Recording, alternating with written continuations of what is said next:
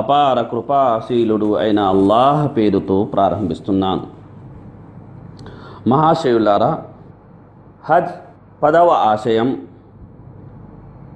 అవిశ్వాసుల వ్యతిరేకత. ప్రవక్త సల్లల్లాహు అలైహి వసల్లం వారి కాలం నాటి బహుదైవ ఆరాధకులు మక్కాకు వెళ్ళి హజ్ చేసేవారు. అరఫాలో, ముజ్దలిఫాలో విడిది కూడా చేసేవారు. కానీ వారి సకల క్రియలు అజ్ఞానం, అంధకారంతో కూడుకున్నవే. తల్బియా పలుకుల్ని వారు పలికేవారే కానీ కాసిన్ని మార్పు చేర్పులతో. లబ్బైక్ అల్లాహుమ్మ లబ్బైక్, లబ్బైక్ లా షరీక లక లబ్బైక్ ఇల్లా షరీకన్ హువ లక తమ్లికుహు వమా మలక్ అంటే తల్బియాతో ఎలగాట మాడేవారన్నమాట. అల్లాహ్కు అన్య భాగస్వాముల్ని అంటగట్టే దుస్సాహసం చేసేవారు.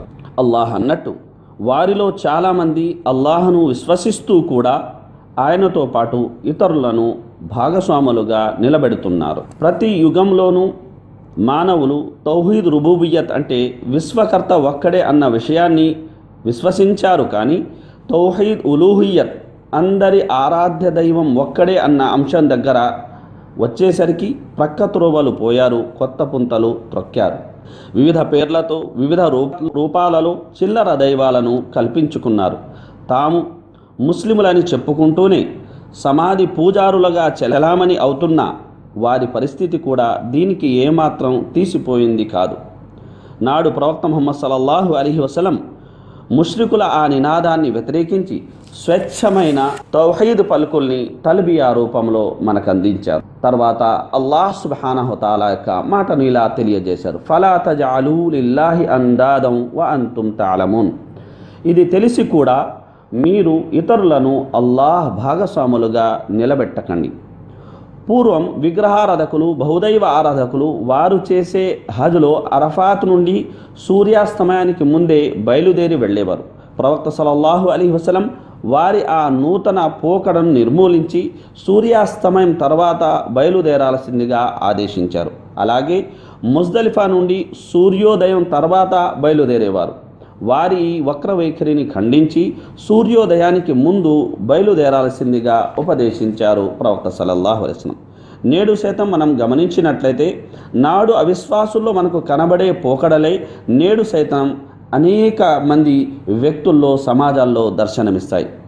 దూరంగా చూసే వ్యక్తికి నిష్ఠాభక్తి రెండు చోట్ల ఒకటే కనబడినప్పటికీ విశ్వాసులకు అంటే ముస్లిములకు, అవిశ్వాసులకు అంటే ముష్రికులకు మధ్య గల తేడా ఏమిటంటే అదే తౌహీద్. అవిశ్వాసుల్లో గల నిష్ఠాభక్తి విగ్రహ ప్రతిమలు, జాతి పెద్దల కోసమైతే ముస్లింలలో గల యొక్క నిష్ఠాభక్తి కేవలం అల్లాహ్కు మాత్రమే సొంతం. ఈ యథార్థం మీద నొక్కు పెడుతూ అంతిమ దైవ ప్రవక్త సల్లల్లాహు అలైహి వసల్లం హజ్ సందర్భంగా ఇలా అన్నారు, అజ్ఞాన కాలానికి చెందిన సకల ఆచార వ్యవహారాలు, రాత రీతులు నా పాదాల కింద ఉంచబడ్డాయి. అజ్ఞాన కాలపు రక్త పరిహారం రద్దు చేయబడింది. మాకు సంబంధించిన రక్తంలో ఇబ్ను రబియా బిన్ హారిస్ రక్తాన్ని నేను రద్దు చేస్తున్నాను. తను బను సాదలో పాలు త్రాగే పసికందునిగా ఉన్నప్పుడు ఆ బాబుని హుజైల్ అనే తెగవారు హత్య చేశారు. అజ్ఞాన కాలపు వడ్డీని రద్దు చేస్తున్నాను. మా వడ్డీలో నేను రద్దు చేస్తున్న మొదటి వడ్డీ అబ్బాస్ బిన్ అబ్దుల్ ముత్తలిబ్ రజియల్లాహు అన్హు గారిది. దాన్ని పూర్తిగా నేను మాఫీ చేస్తున్నాను అన్నారు. పై పేర్కొనబడిన దురాచారాలు ఆనాటి సమాజానికి పట్టిన చీడలుగా, రుగ్మతులుగా ఉండేవి. ప్రవక్త సల్లల్లాహు అలైహి వసల్లం వారి రాకపూర్వం, ఇస్లాం ధర్మం పరిపూర్ణం కాకపూర్వం వారు ఆరాధనా విధానంలో షిర్కును అవలంబించేవారు. హత్యాకాండలకు పాల్పడేవారు, సంపదలను దోచుకునేవారు, మానాలను అపహరించేవారు. ఇలా చెడు పరాకాష్ఠకు చేరుకోవడం చూసి ఆకాశం విలపించింది, భూమి ప్రకోపించి ప్రకంపించింది. అట్టి తరుణంలో ప్రవక్త ముహమ్మద్ సల్లల్లాహు అలైహి వసల్లం ఆ అజ్ఞాన అంధకారాల్లో ఆశా జ్యోతిగా వెలిగారు. గతం తాలూకు సకల చెడులను సమూలంగా నిర్మూలించారు. అదే సాంప్రదాయాన్ని తర్వాతి సహాబా అనుసరించారు. అదే ప్రవక్త సల్లల్లాహు అలైహి వసల్లం వారి సాంప్రదాయాన్ని ప్రతి ముస్లిం అనుసరించి తీరాలి అంటున్నాడు అల్లాహ్ సుబ్హానహు తఆలా. అల్లాహ్ను మరియు అంతిమ దినాన్ని విశ్వసించేవారు అల్లాహ్ పట్ల ఆయన ప్రవక్త పట్ల శత్రుత్వం వహించే వారిని ప్రేమిస్తున్నట్లుగా నువ్వు ఎక్కడా ఎన్నడూ చూడజాలవు. ఆఖరికి వారు తమ తండ్రులైనా సరే, తమ కొడుకులైనా సరే, తమ అన్నదమ్ములైనా సరే, తమ పరివార జనులైనా సరే ససేమీరా వారిని ప్రేమించనుగాక ప్రేమించరు. అల్లాహ్ విశ్వాసాన్ని రాసిపెట్టింది ఇలాంటి వారి హృదయాలలోనే అన్నాడు. అవును, విశ్వాసం గల హృదయంలో ఏక సమయంలో అల్లాహ్ ప్రవక్త పట్ల విశ్వాసంతో పాటు అల్లాహ్ మరియు ఆయన ప్రవక్త విరోధుల ఎడల ప్రేమ పాదుకోలేదు. వారిలో అల్లాహ్ పట్ల ఉన్న విశ్వాసం ముందు బంధుత్వ సంబంధాలు, ఆత్మీయతలు, మమతానురాగాలన్నీ దిగదుడిపే. మహాప్రవక్త సల్లల్లాహు అలైహి వసల్లం వారి ప్రియ సహచరులు ఈ విషయాన్ని క్రియాత్మకంగా రుజువు చేశారు. బద్ర్, ఉహద్, అహజాబ్ సంగ్రామాలే దీనికి సాక్షి. అల్లాహ్ పట్ల సంపూర్ణ విశ్వాసం గల ఒక వ్యక్తి దైవ విరోధి, ధర్మ విరోధి అయిన తన సొంత తండ్రిని కానీ, తమ్ముణ్ణి కానీ, సోదరుడిని కానీ, తనయుణ్ణి కానీ, బాబాయిని కానీ, మేనమామను కానీ, ఇతర బంధువులను బహిష్కరించడానికి కించిత్తు కూడా తటపటాయించడు అనడానికి ఇస్లామీయ సుదీర్ఘ చరిత్రే సాక్షి. ఒక హాజీ భూమండలంలోకెల్లా అత్యంత పవిత్రమైన భూభాగంలో, ఆరాధనల్లోకెల్లా అత్యంత మహిమాన్వితమైన ఆరాధనలో ఉన్నాడు గనక అవిశ్వాస వాసనలు కూడా తనకు సోకకుండా జాగ్రత్త పడాలి.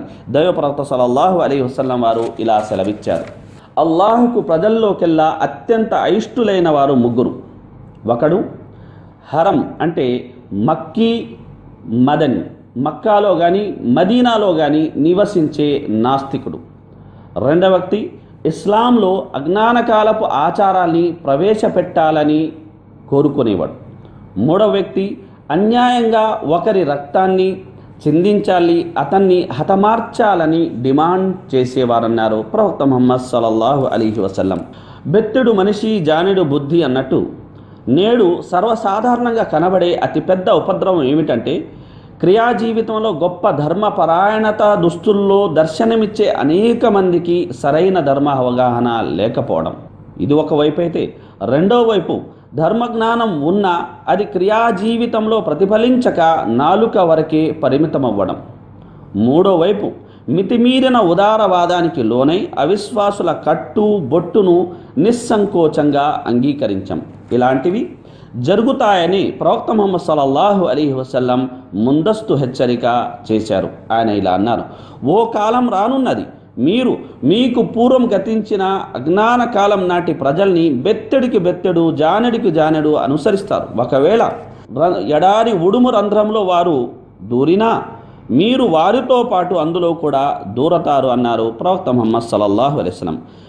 ప్రవక్త సల్లల్లాహు అలైహి వసల్లం ఈ వచనాన్ని విన్న ప్రతి ముస్లిం అవిశ్వాస ఆచారాలను, అజ్ఞాన కాలపు నినాదాలను దూరంగా మసలుకోవాలి. ముఖ్యంగా సోషల్ మీడియా అంగుళం దూరంలో అందరికీ అందుబాటులో ఉన్న నేటి తరుణంలో అవిశ్వాసుల అనేక ఆచారాలు, రాతా రీతులు వివిధ రూపాల్లో ముస్లిం ఇళ్లల్లో దర్శనమిస్తుంటాయి. కేవలం ఆచారాలే కాదు, వారి అశ్లీలత, అనైతిక చర్యలు సైతం అంతర్జాల మాధ్యమంగా అందుబాటులో ఉన్నాయి. నేటి సౌకర్యాలు మనిషిని కొన్ని విధాలు మేలు చేస్తున్నా అనేక విధాల దెబ్బతీస్తున్నాయి. మనిషి విశ్వాసాన్ని కలుషితం చేస్తూ మనిషి నడవడికను శాసిస్తున్నాయి. ఇస్లాం ధర్మజ్ఞాన లేమితో సతమతమవుతున్న యువత ముఖ్యంగా వీటి బారిన పడుతుంది. ప్రవక్త సల్లల్లాహు అలైహి వసల్లం వారు అన్నారు: ప్రజలపై ఓ కాలం రానున్నది, అప్పుడు ముస్లిం హృదయాలు అన్య మతస్థుల హృదయాలుగా మారిపోయి ఉంటాయి అన్నారు. అల్లాహ్ ఎవరికి మేలు చేయగోరుతాడో వారికి ధర్మ అవగాహనను ప్రసాదిస్తాడు అన్న ప్రవక్త సల్లల్లాహు అలైహి వసల్లం వారి మాట దృష్ట్యా చెడులనేవి చీకటి, ఆ చీకటిని చెండాడే శరం ధర్మజ్ఞానం. అది ఎవరిలో ఏ స్థాయిలో ఉంటుందో వారు అదే స్థాయిలో ఉపద్రవాలకు దూరంగా ఉంటారు. అల్లాహ్ మాటల్లో చెప్పాలంటే అల్లాహ్ తాను సన్మార్గ భాగ్యం ప్రసాదించదలిచిన వ్యక్తి హృదయాన్ని ఇస్లాం కొరకు విప్పుతాడు. అలాగే తాను అపమార్గాన వదిలేయదలిచిన వ్యక్తి హృదయాన్ని అతి కష్టం మీద ఆకాశానికి ఎక్కే వానిలాగా కుంచింపజేస్తాడు. ఈ విధంగా అల్లాహ్ విశ్వసించని వారిపై వారి నిర్వాకాలకు గాను అపవిత్రతను రాసి పెడతారు. అభిమాన సోదరులారా, రోజుకి 5 పూటల నమాజులు సిరాతల్ లదీనా అన్అమ్త అలైహిం గైరిల్ మగ్దూబి అలైహిం వలద్దాలీన్ అంటే నువ్వు అనుగ్రహించిన వారి మార్గం, నీ ఆగ్రహానికి గురి కాని వారి, అపమార్గానికి లోను కాని వారి మార్గం చూపు అని మనం వేడుకుంటున్నాం. పై వచనంలో ఆగ్రహానికి గురైన వారు అంటే యూదులు, అపమార్గానికి లోనైన వారంటే క్రైస్తవులు. వారు గ్రంథ ప్రజలైనప్పటికీ విశ్వాస ఆచార విషయంలో వారి పట్ల సైతం అప్రమత్తంగా ఉండాలంటే ఇంకా గ్రంథమే లేని వారి యొక్క అనుకరణ ఎంత ప్రమాదకరమో ఆలోచించండి. మరో మంచి మాటతో మళ్ళీ కలుద్దాం. అల్లాహ్ హఫీజ్.